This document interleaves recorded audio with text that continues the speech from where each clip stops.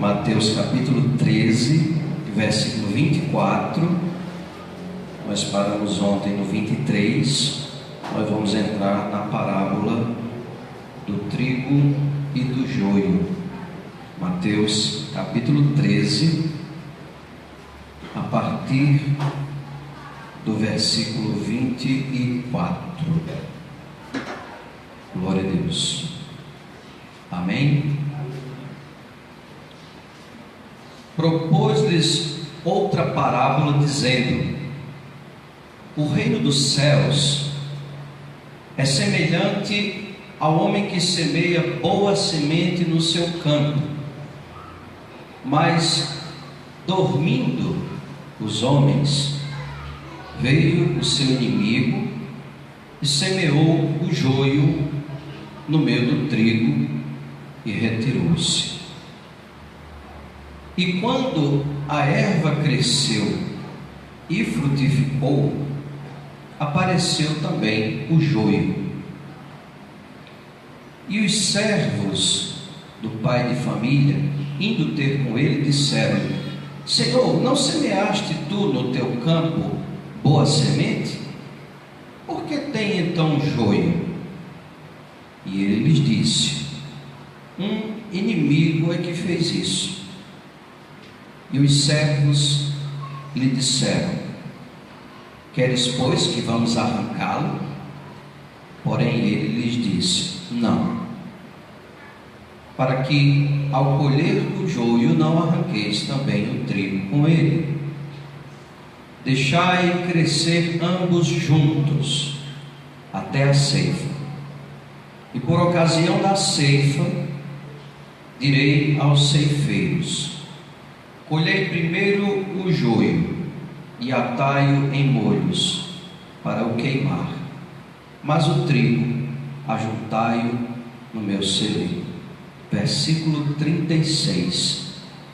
Então, tendo despedido a multidão, foi Jesus para casa. E chegaram ao pé dele os seus discípulos, dizendo: explica-nos a parábola do joio do campo. E ele respondendo disse-lhes: o que semeia a boa semente é o Filho do homem. O campo é o mundo, e a boa semente são os filhos do reino, e o joio são os filhos do maligno. O inimigo que o semeou é o diabo, e a ceifa é o fim do mundo, e os ceifeiros são os anjos. Assim como o joio é colhido e queimado no fogo, assim será na consumação deste mundo. Mandará o Filho do homem os seus anjos, e eles colherão do seu reino tudo o que causa escândalo e os que cometem iniquidade, e lança alusão na fornalha de fogo, e ali haverá pranto e ranger de dentes.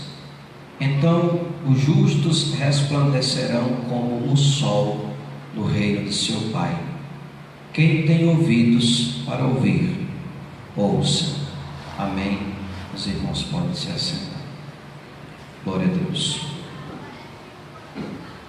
Como nós dissemos ontem, as parábolas são um meio, são um instrumento pedagógico que Deus se utiliza para nos ensinar verdades eternas, para nos dar lições a respeito de como funcionam as coisas de Deus, as coisas celestiais.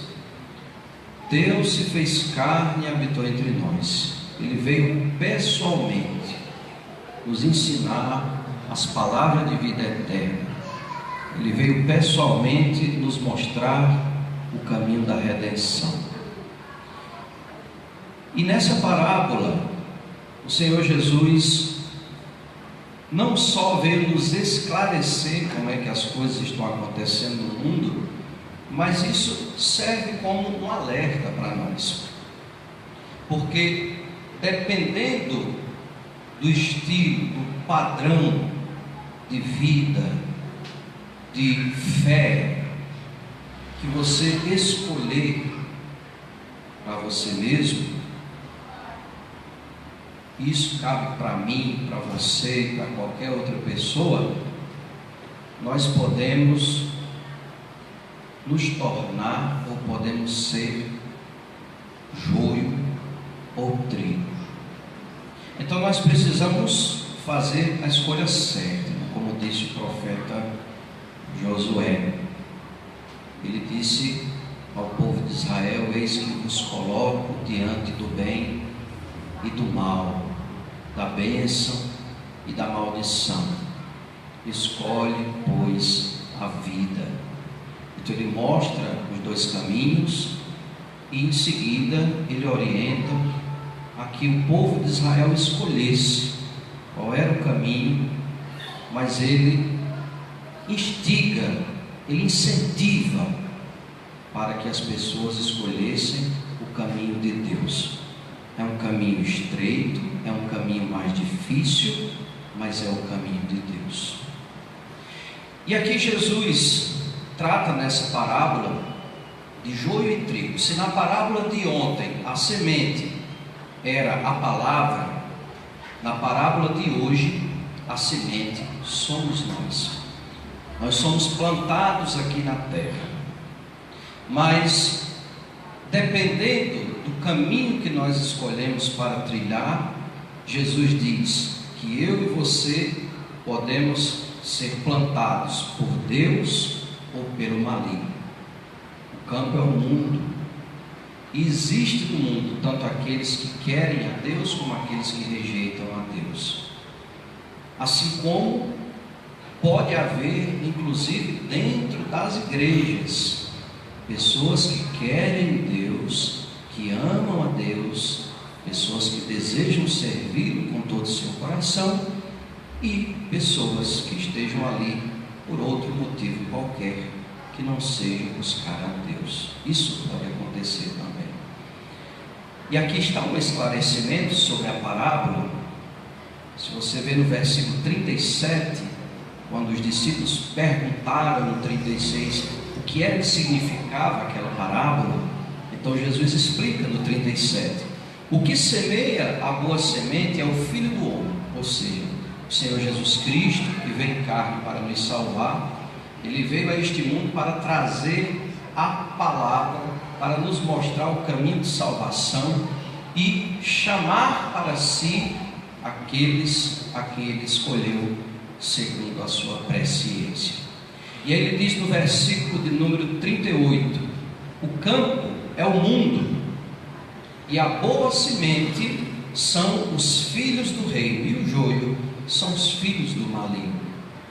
A todos quantos o receberam, irmãos, a todos quantos creram em Jesus Cristo, deu-se-lhes o poder de serem feitos filhos de Deus. Mas quando alguém nega a Cristo, ou através das suas palavras, não, eu não creio em Deus, eu não creio em Jesus, ou através das suas obras, eu creio, mas eu não pratico, a pessoa não está se tornando um filho de Deus. Então ela passa a ser um filho do maligno, como diz Judas na sua carta. São pessoas que na verdade são nódoas, são manchas, e a Bíblia diz que confessam a Deus, mas negam-no com as suas obras. Glória a Deus. É por isso que você e eu temos que nos preocupar. Nós precisamos buscar a cada dia entrar na presença de Deus. Eu sei que, como você, eu também tenho a consciência de que nós somos falhos, nós somos pecadores, mas isso não deve nos dar a ocasião de desistir de lutar, de jeito nenhum. Nós somos pecadores e é justamente por isso que nós temos que lutar. João diz isso na sua primeira carta, no capítulo 2, versículo 1, aliás, ele começa logo no capítulo 1, versículo 8, quando ele diz que quem disser que não tem pecados é mentiroso. Mas ele diz que se nós confessarmos os nossos pecados, Deus é fiel e justo para nos perdoar. E aí ele entra no capítulo 2 dizendo: meus filhos, eu digo essas coisas justamente para que não pequeis, mas se vocês pecarem, nós temos um advogado para com o Pai, Jesus Cristo justo. Então essa consciência que Deus nos dá de que nós somos pecadores, não é para a gente desistir de lutar. Eu sou pecador, então eu vou pecar mesmo. Não, é o contrário. Ele nos mostra que nós somos pecadores justamente para entendermos que nós precisamos de Deus, que nós dependemos de Deus para sermos salvos, que nós não somos capazes de nós mesmos de herdar a salvação. Nós precisamos dele e por isso nós não podemos desistir, precisamos ir até o final. Então, ou sendo filhos de Deus ou sendo filhos do maligno, todos estamos neste mundo. E aí ele diz no versículo 39: o inimigo que o semeou é o diabo, e a ceifa é o fim do mundo, e os ceifeiros são os anjos. Veja que em vários textos da palavra, o Senhor Jesus tem essa preocupação de falar a respeito da sua vinda, do fim do mundo, do céu e do inferno, justamente para nos alertar do juízo que virá sobre o mundo. E ele diz no versículo 40: assim como o joio é colhido e queimado no fogo, assim será na consumação deste mundo. Então, da mesma maneira que a erva daninha, aquela erva que só serve para atrapalhar na roça, que a pessoa tem que estar limpando a roça para poder ela dar um fruto melhor, e depois que arranca aquele mato, aquela erva daninha que não serve para nada, depois ela é queimada. Jesus está dizendo: dessa mesma maneira vai acontecer com os ímpios no dia do juízo. Eles serão arrancados, eles serão queimados. E ele fala no 41: mandará o Filho do Homem os seus anjos, e eles colherão do seu reino tudo o que causa escândalo e os que cometem iniquidade. Glória a Jesus. E lançá-los-ão na fornalha de fogo, e ali haverá pranto e ranger de dentes. Glória a Deus. Às vezes as pessoas não gostam quando a gente fala a respeito do inferno, e eu sempre tenho dito, a igreja na modernidade tem evitado o máximo falar sobre o inferno, porque o inferno não é uma coisa muito palatável, não dá para engolir muito bem, principalmente se a pessoa não tiver a intenção de mudar de vida. Então a pessoa se sente desconfortável em ouvir falar a respeito do inferno. Mas por que a igreja precisa perseverar nessa doutrina, falando a respeito da doutrina do inferno? Primeiro, porque Jesus, se você contar no Novo Testamento, ele falou mais do inferno do que do céu.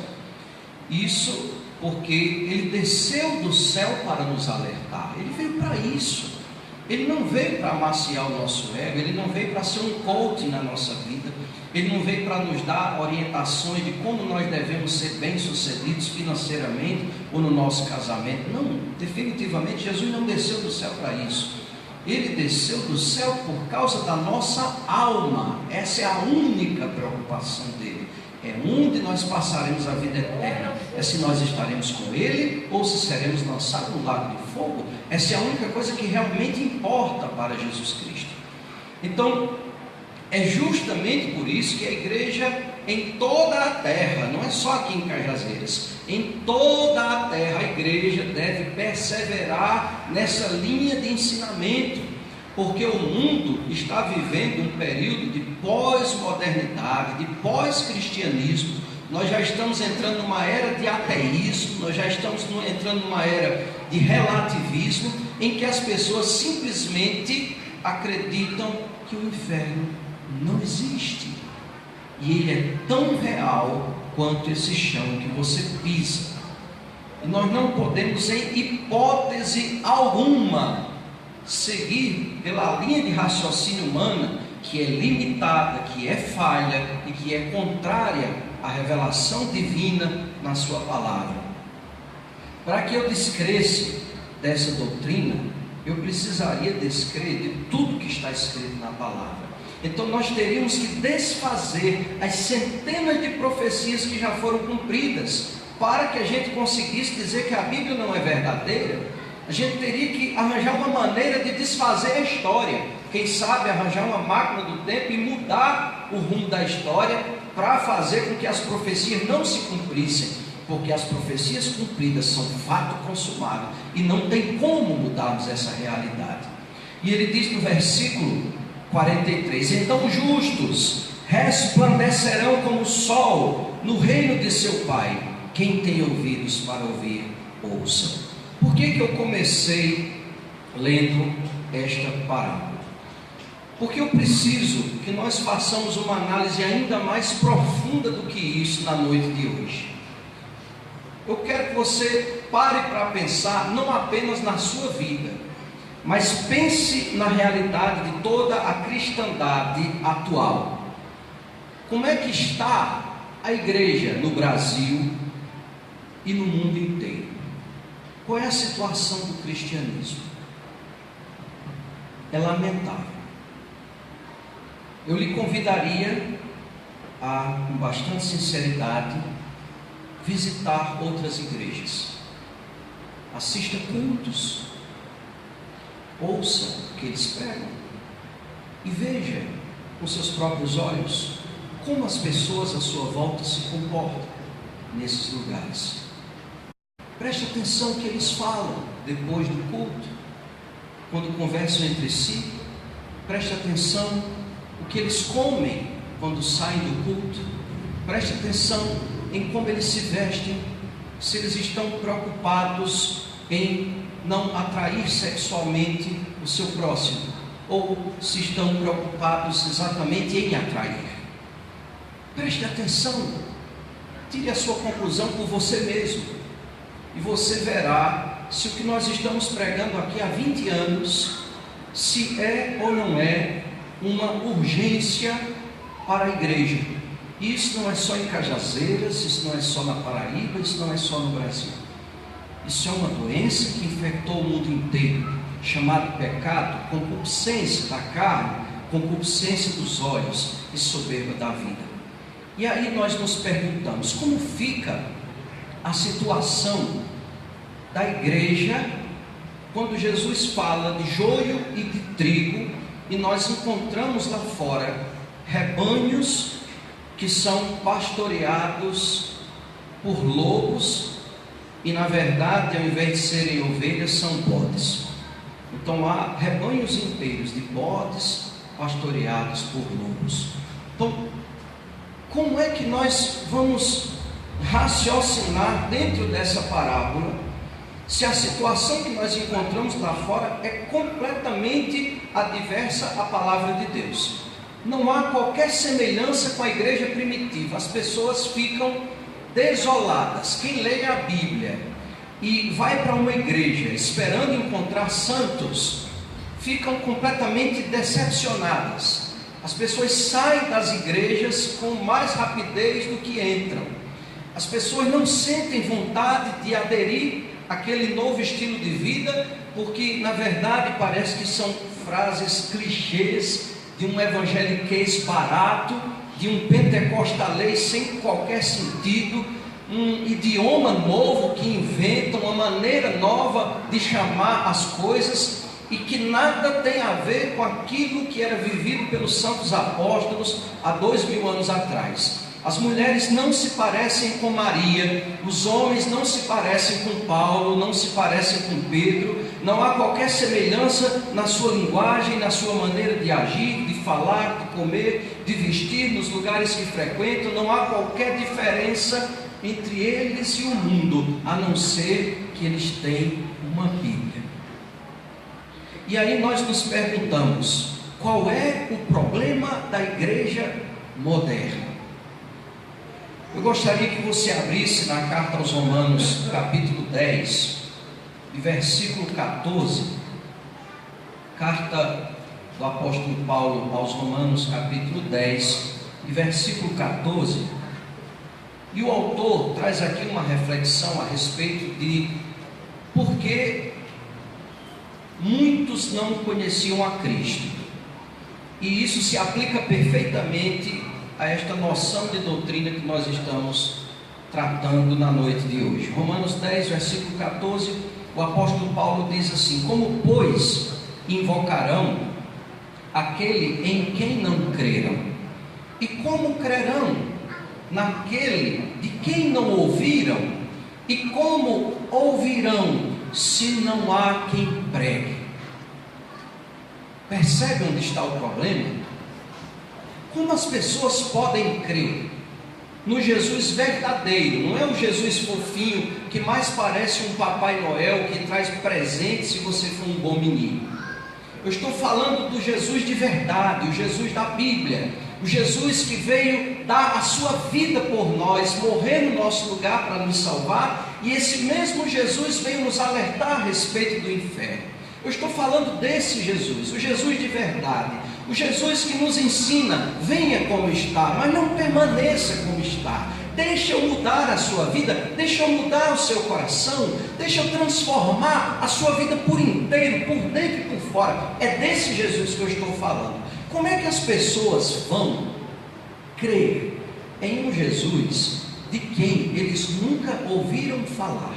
Se eles só ouviram falar do Jesus que distribui a rosa ungida, a vassoura ungida, a caneta ungida para passar no concurso, se eles só ouviram falar do Jesus que salva, cura, liberta, batiza com o Espírito Santo, do Jesus que diz que as pessoas devem estar paramentadas com paletó e gravata no altar para estarem dignos de se apresentarem perante a igreja de Deus, o Jesus que diz que as exigências das igrejas que pregam a doutrina bíblica são coisas do passado, isso não existe mais, isso é arcaico, é retrógrado.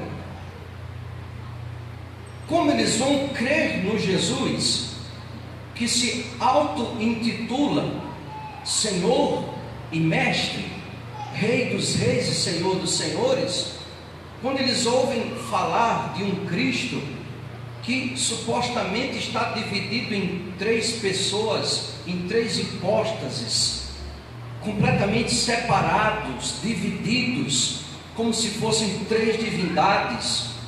Como essas pessoas crerão que há necessidade de mudança de vida, se elas só ouvem falar do Jesus que só quer o coração? Se essas pessoas não ouvem falar do Jesus que se abaixou para lavar os pés dos discípulos, como essas pessoas vão se abaixar para lavar os pés dos seus irmãos? Como essas pessoas vão crer no Jesus que disse: isto é o meu corpo, se eles só ouvem falar do Jesus que fez uma peça teatral como uma simbologia? Isto representa o meu corpo? Isto não é o meu corpo, isto apenas representa. Irmãos, é impossível haver uma transformação numa igreja que nunca ouviu o Evangelho. Não é possível. Essas pessoas vão continuar acreditando que o caminho largo é estreito, porque o do mundo, fora daquela igreja, é muito mais largo. Então, ao invés deles compararem a largura da porta da igreja deles com a porta da igreja primitiva, eles comparam a largura da porta da igreja deles com a largura da entrada do mundo, que não tem fim. Então, quando eles veem aquela porta larga e comparam com a do mundo, eles veem: a nossa é mais estreita, então deve ser o caminho correto.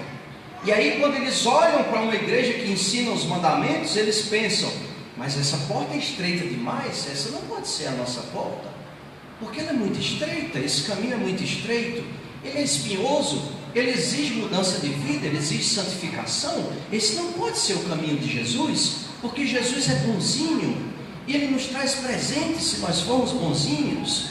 Se a gente participar da campanha, levar o envelope cheio de dinheiro, Ele vai nos dar presentes, Ele vai trazer o marido de volta, Ele vai arranjar um marido se eu não tiver um, Ele vai me arranjar um emprego, Ele vai fazer com que todos os meus problemas sejam resolvidos. Então eu prefiro esse Jesus, é mais fofo, é mais agradável. Você está entendendo qual é o problema? Não se ouve evangelho por aí.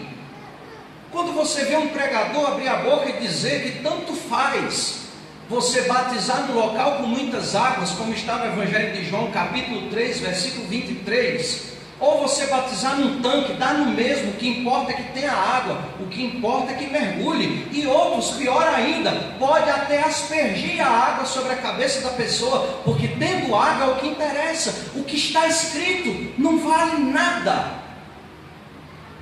Como é que você acha que essas pessoas vão reagir a um evangelho como esse? Ou elas estarão alienadas a uma doutrina fora da Escritura, ou então sairão decepcionados, que é o que está acontecendo com muita gente. Quantas pessoas eu conheço que dizem, já fui evangélico e nunca mais eu piso numa igreja evangélica, porque o que eles chamam de pastor na igreja é o primeiro que compra e não paga, ele não cumpre suas responsabilidades. Pessoas que deixam a sua esposa, casam uma segunda vez.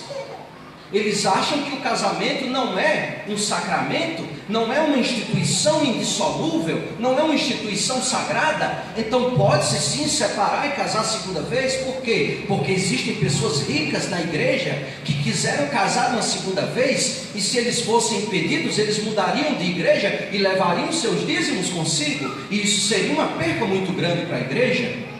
Pois eu digo, irmãos, que se você estiver no pecado, leve o seu dízimo para o inferno, não traga para cá.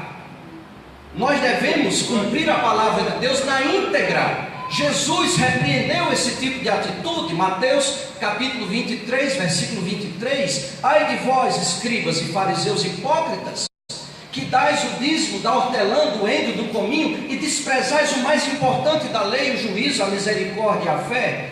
Deveis, porém, fazer essas coisas, que é devolver o dízimo do Senhor, e não omitir aquelas, que é o juízo, a misericórdia e a fé. Mateus capítulo 23, versículos 23 e 24. Jesus abomina a pessoa que dizima e não cumpre com os mandamentos. Então você precisa crer na palavra como um todo. Não creia numa parte da palavra, ou é ela toda ou é nada dela. Você precisa se arrepender dos seus pecados. Você precisa falar com Deus e se acertar com Ele. Ainda existem pendências. E o que Paulo diz em Romanos 10,14 é algo muito grave. Como crerão naquele de quem não ouviram, e como ouvirão se não há quem pregue? Como as irmãs saberão da importância delas orarem ou profetizarem com a cabeça coberta com um véu? 1 Coríntios capítulo 11, versículos 5 e 6. Toda mulher que ora ou profetiza sem véu desonra a sua própria cabeça, porque é como se estivesse rapada. Mas se a mulher não quer colocar o véu, então que raspe o seu cabelo de uma vez. Mas se para a mulher é coisa indecente tosquiar-se ou rapar-se, então se cubra com uma mantilha. 1 Coríntios 11, versículos 5 e 6, mas eles leem apenas o versículo 15. Mas ter a mulher cabelo crescido lhe é honroso, porque o cabelo lhe foi dado em lugar de véu. Sim, quando a mulher não está orando ou profetizando. Caso contrário, os versículos 5 e 6 estariam entrando em contradição com o versículo 15. Não se pode usar um versículo do Novo Testamento para abolir um versículo do Novo Testamento. Não se pode fazer isso. Nós temos que cumprir o 5 e o 6 e temos que cumprir o 15. Como as mulheres usarão se não há quem pregue, se ninguém fala? E se essas igrejas estão certas, Paulo era um tolo, era um falso profeta, porque ele ensinou, está escrito. Em quem nós creremos? Nos santos apóstolos ou nos apóstolos modernos? Na teologia moderna?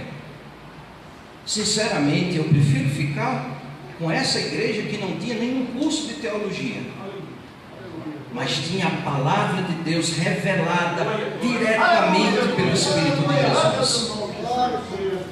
E eu não critico o estudo de teologia, contanto que ele seja sério. Eu sou teólogo, sou formado há muitos anos, mas eu não posso sair de dentro da Escritura para buscar o pensamento de homens que não estão preocupados com a Escritura. Nós temos um compromisso com a verdade do Evangelho. E quando nós vemos pessoas que dizem, não, se nós ensinarmos o véu, é capaz de sair irmãs da igreja. Não, as santas não sairão, as santas ficarão. Elas crerão, porque elas estão aqui, porque elas querem servir a Deus. Elas estão aqui porque querem se salvar, amam a Deus. E elas amam fazer as coisas de Deus. Então nós não podemos ter medo de mostrar o que está escrito. Paulo diz: parte-se como ouvirão, se não há quem pregue. É triste você vê irmãs de igrejas que dizem assim: a crente tem que usar saia e o crente tem que usar calça. E aí você chega para uma irmã e pergunta: por que você tem que usar saia? Aí ela diz: porque é a roupa de mulher. Ela não sabe mostrar na Bíblia, ela não sabe por que ela usa saia.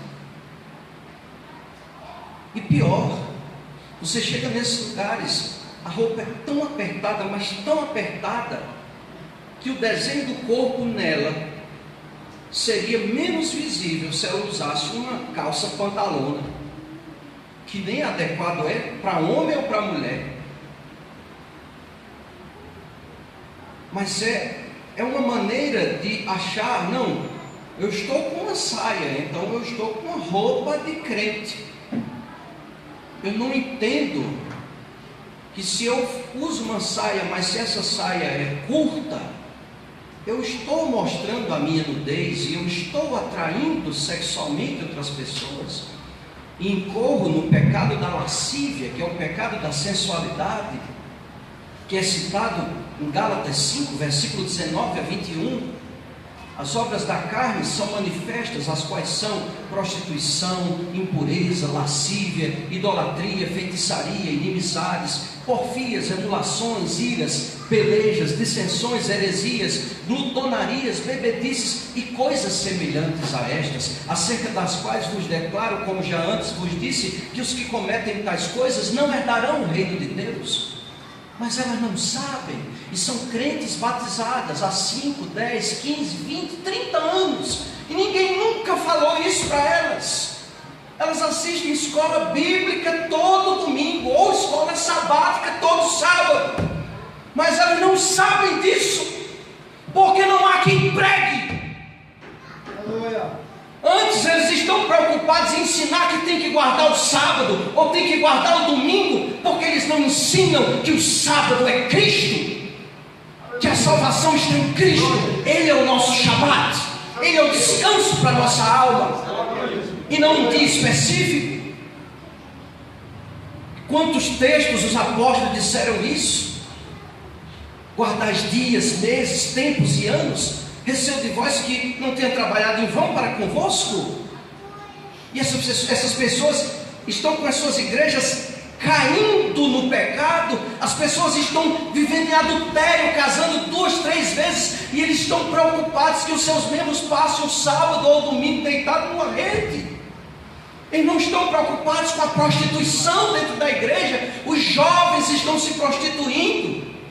Os jovens estão cantando e tocando, estão cantando no grupo do ministério de louvor, no coral, no conjunto, sei lá como chamam por aí, e saem do culto com seus namorados e vão ter relações sexuais como se fossem casados, e depois vai cada um para a sua casa, vivendo em fornicação, em prostituição. Como crerão se não há quem pregue? Não há quem pregue. Isso é um problema. Por favor, abra sua Bíblia em Mateus capítulo 24, versículo 24. Essas são palavras de Jesus Cristo. Mateus 24, 24. Porque surgirão falsos cristos e falsos profetas, e farão tão grandes sinais e prodígios, que, se fosse possível, enganariam até os escolhidos. Glória a Deus. Aqui é Jesus falando. Ele disse que nos últimos tempos, quando estivesse bem perto da sua volta, surgiriam tantos falsos profetas, e esses falsos profetas fariam tantos milagres, e eles enganariam a muitos. E aí você vê pessoas que dizem: mas aquele homem é de Deus, ele deu um abraço e o rapaz ficou curado de lepra. Ele fez uma oração e o cego enxergou, o mudo falou, o paralítico andou. Meus irmãos, milagres não são sinal de salvação. Os milagres são sinais de que as pessoas têm fé que Deus pode operar milagres. Se você ora em alguém e crê, ou se você recebe a oração de alguém e crê, Deus opera. A Bíblia diz, isso já era dito, olha, o profeta Joel já dizia isso lá no capítulo 2 do livro dele, e é repetido em Atos dos Apóstolos, que nos últimos dias, diz Deus, derramarei do meu espírito sobre toda a carne. Vossos filhos e vossas filhas profetizarão, vossos jovens terão visões, vossos velhos sonharão sonhos, e também do meu espírito derramarei sobre os meus servos e minhas servas naqueles dias, e profetizarão.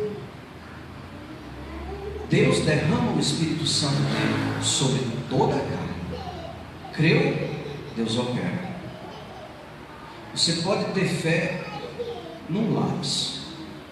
Esse é um santo para mim, eu tenho fé nele, e aí eu creio, e Deus, por misericórdia, por causa da minha fé, Ele opera. Aí eu fico devoto do lápis, pensando que foi o lápis que intercedeu a Deus por mim. Mas o lápis não pode fazer isso por mim. Ele derrama do Espírito dele sobre toda a carne, mas Ele também derrama sobre os servos e servas. Irmão, como é que eu vou saber então a diferença entre o justo e o ímpio, entre o que serve a Deus e o que não serve? Por favor, abra sua Bíblia no Evangelho de Mateus capítulo 7, versículo de número 13. Mateus capítulo 7 e versículo 13.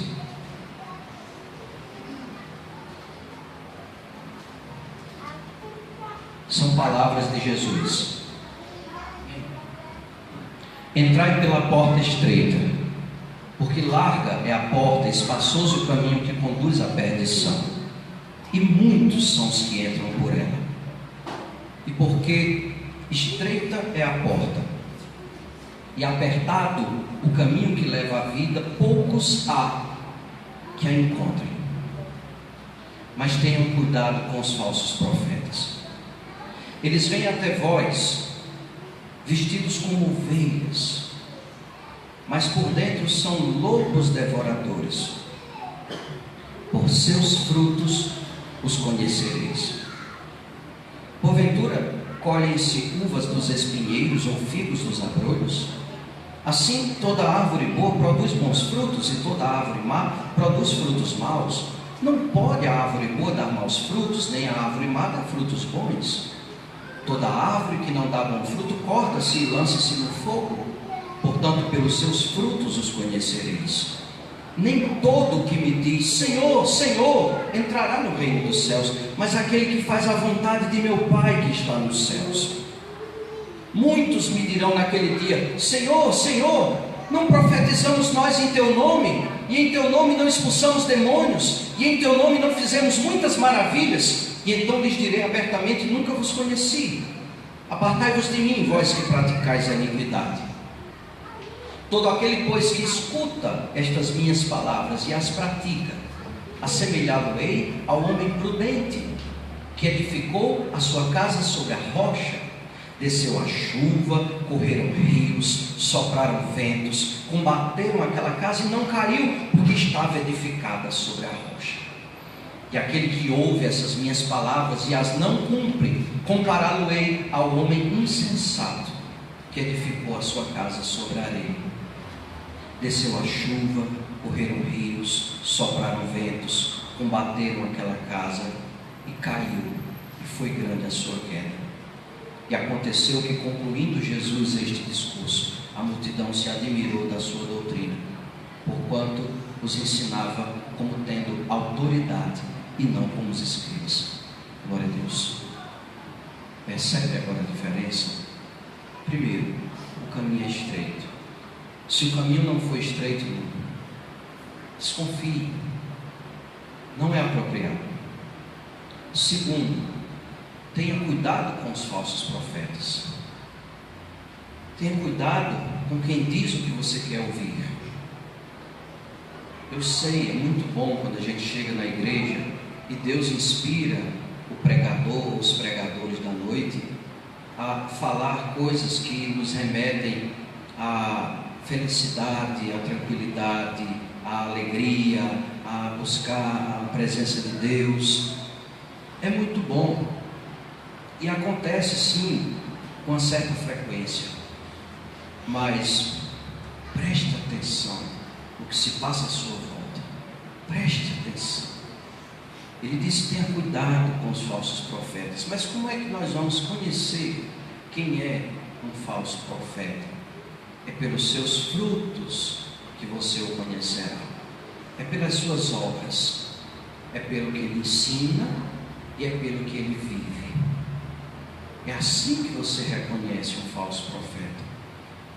Não se pode tirar goiaba de um pé de manga. Não dá. Não tem como você tirar limão de um pé de morango. Não dá.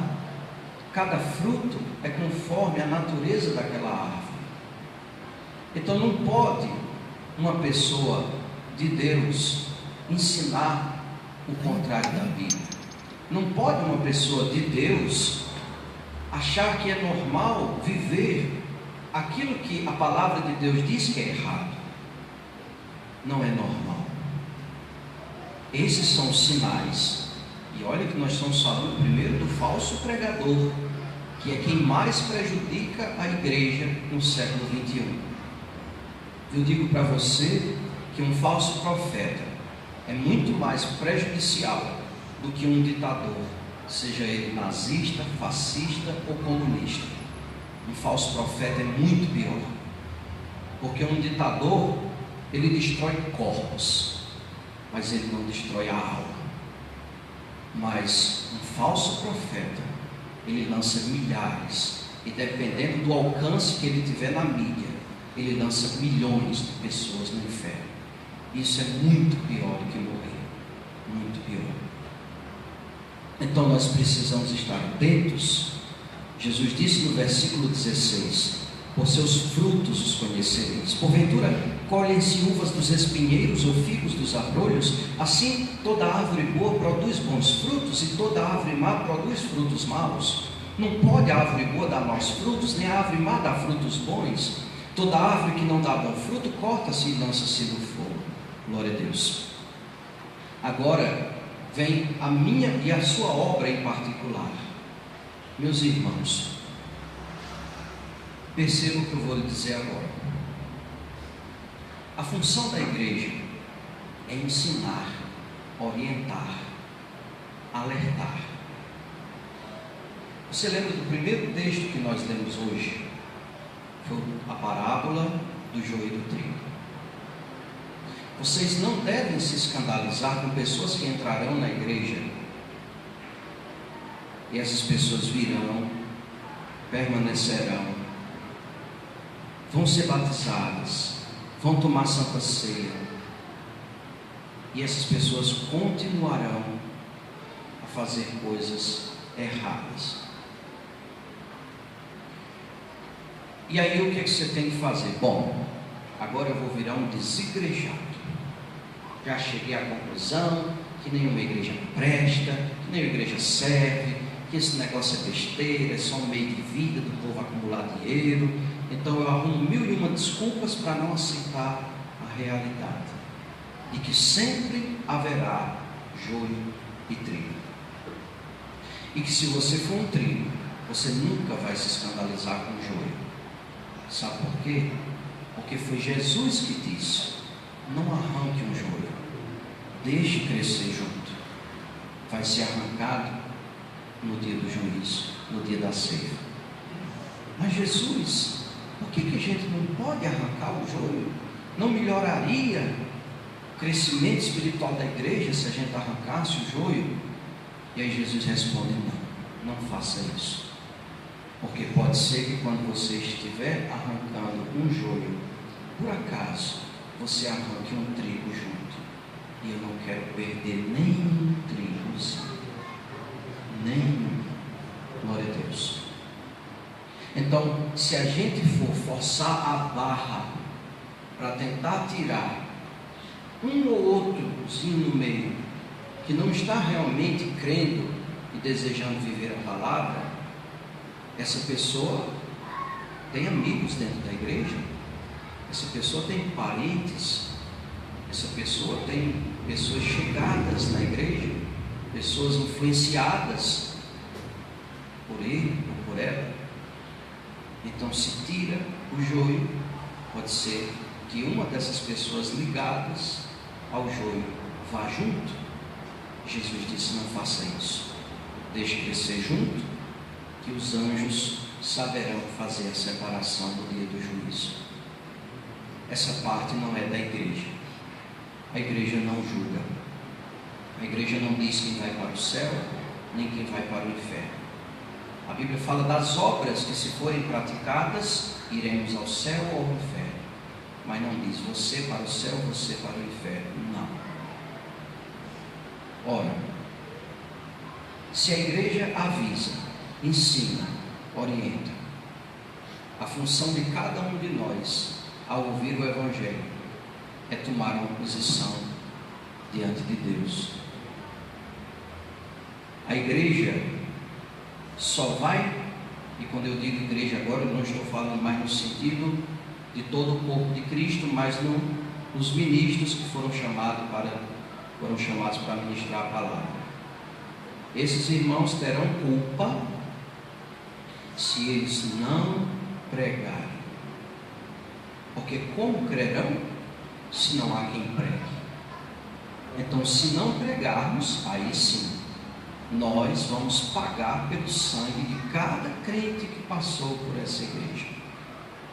Mas quando nós pregamos, nós estamos passando a responsabilidade da sua vida eterna para as suas mãos. A decisão passa a ser único e exclusivamente sua. Porque quando nós pregamos, o Espírito Santo está lá, batendo na porta do seu coração. A carne tenta resistir, pensa logo em algum tipo de conforto que você vai perder, ou algum tipo de situação desconfortável que você terá que sofrer. E a carne vai resistir, mas o Espírito Santo diz: eis que estou à porta e bato. Se alguém abrir a porta, eu entrarei, cearei com ele e ele comigo.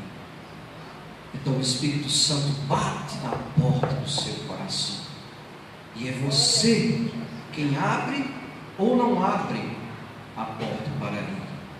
É você quem decide.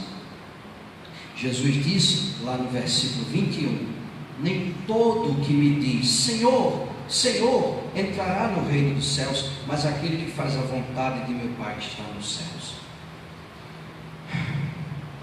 Meu Deus, a gente vê louvores tão perfeitos, tão lindos, as igrejas com ministério de louvor, com corais, com grupo, banda, conjunto, e o pessoal canta e louva e adora e busca o Espírito Santo. Senhor, Senhor. E aí ele diz: nem todo que me diz Senhor, Senhor entrará no reino dos céus, mas aquele que faz a vontade de meu Pai que está nos céus. E eu sinceramente, eu oro pelos ministérios de louvor famosos que tem no nosso país, para que eles comecem a enxergar que não é aquele culto bonito que eles fazem a Deus que garantirá a sua vida eterna. Não é isso. E eu não me refiro só aos ministérios de louvor, mas a todos, em todas as igrejas. Não é só porque ora, não é só porque canta, não é só porque assiste o culto. Não é só assim. é aquele que faz a vontade de Deus. Quem faz a vontade de Deus não faz a sua própria vontade, faz a vontade de Deus. Irmãos, vocês estão entendendo agora porque é que tem tanta gente saindo das igrejas, decepcionados? Tanta gente vão para a internet e diz: olha, eu congreguei em tal igreja, e aí a pessoa dá o diagnóstico de como era que essa igreja funcionava. A pessoa diz todas as barbaridades, sujeiras, desmantelos dentro da igreja. E quantas centenas, talvez milhares de pessoas assistem esses vídeos, e ao invés de eles ouvirem alguém dizer: pois eu congreguei numa igreja em tal lugar, que lá é assim, como há 2000 anos. Tem jogo, tem pessoas que praticam erros deliberadamente, mas no geral, o que a igreja ensina é isso.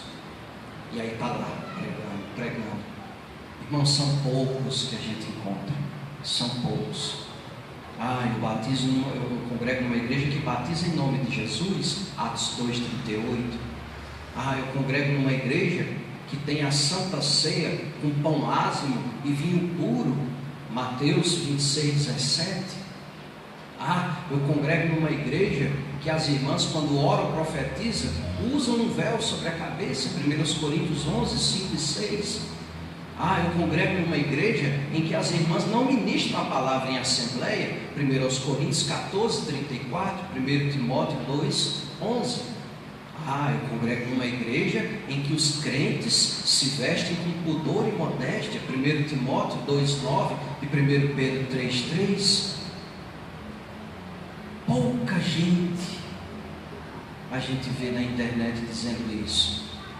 Mas a quantidade de pessoas que estão lá: o pastor da igreja tal está em adultério, o pastor da igreja tal estava desviando dinheiro do dízimo, comprando carro novo. Ao invés de investir na obra missionária, ele estava investindo no bolso dele. Isso é um escândalo. É um escândalo. E a gente diz: onde é que vai parar o evangelho desse jeito? Se são poucos que creem e que têm a coragem de ensinar, mas nós temos que perseverar até o fim. A promessa diz isso: aquele que perseverar até o fim será salvo. Mateus 24, 14. Glória a Deus. Então nós temos que perseverar até o final. Glória a Deus. E quero finalizar dizendo o seguinte, irmãos: a questão não é se você peca. Eu seria criança se eu dissesse que a questão é essa, porque eu peco muito, e eu tenho muita necessidade de Jesus na minha vida. Se não for o Senhor Jesus na minha vida, eu não sou ninguém. A questão é: não se acostume com o seu pecado. Existe uma diferença entre o pecador que está dentro da igreja e que se sente mal com o seu pecado. Ele não se alegra em ofender a Deus com seus pecados. E aquele que acha que é normal, que não tem problema nenhum, está tudo certo. Se você começar a achar que o seu pecado é normal, eu lhe peço em nome de Jesus, entre na presença de Deus, porque você está se tornando um jogo. Mas se você não acha que o seu pecado é certo, se você acha que o seu pecado está errado e que você precisa de Deus para que Ele liberte você, então você é trigo. E provavelmente você vai para o céu. Glória a Deus. Que a gente possa refletir, não só hoje à noite, mas a partir de hoje, sobre isso, ouvindo a palavra, orando, buscando a presença de Deus mais e mais, para que essa reflexão sobre o nosso viver seja contínua, diária, até o dia em que o Senhor Jesus voltar para nos buscar. Amém? Essa é a mensagem da noite, para a honra e glória do Senhor Jesus.